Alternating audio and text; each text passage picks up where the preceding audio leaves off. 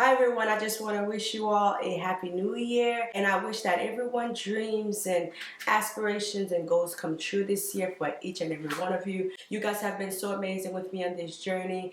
I can't wait to jumpstart this year and all the fun and exciting things I have coming for this channel. So please stay tuned. Thank you everyone for your support. Thank you for always being there. Thank you for all your kind words and all your inspiring words. I truly appreciate you guys for that. You guys are amazing, and stay tuned for my next video. I will be coming out with this special surprise video for you guys, and I do not want you guys to miss out. So please, if you're not subscribed to this channel, please subscribe to this channel and hit the notification bell so that you guys can be alerted for when I do come out with that video for you guys. It's really special, and I know you guys, if you've been watching my channel for some time now, you do know that I like to do great giveaways, so stay tuned for that.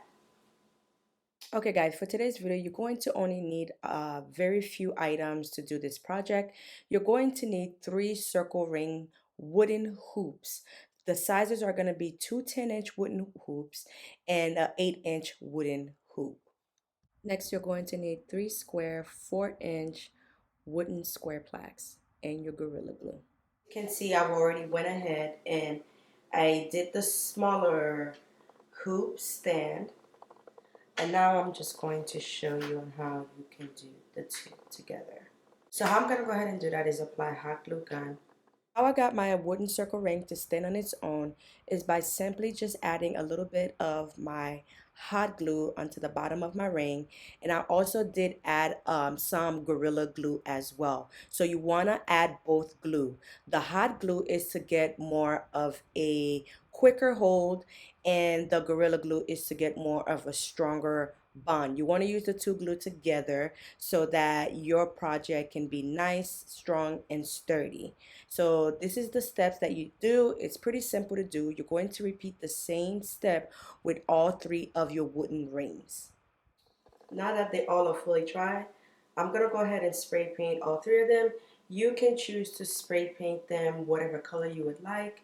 I wasn't sure what color I wanted to spray paint, but I think I'm going to settle with spray painting them white. So I decided not to spray paint it because I wanted to leave it at its natural state. I love the natural wood state for the theme that I'm trying to go for. So I decided not to spray paint it. However, you have the option if you want to spray paint it or not. Now to get started is I'm going to take my pampas grass and I'm going to use my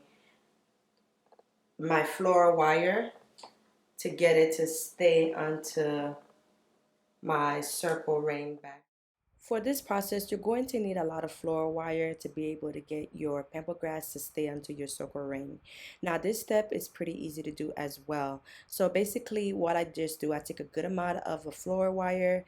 I arrange my pampas grass a way that I see fit, a way that I like. It took me a little minute to decide which way that I wanted to arrange my pampas grass. So that option is completely up to you. You take your floral wire and then you just tie it your pampas grass onto the circle ring.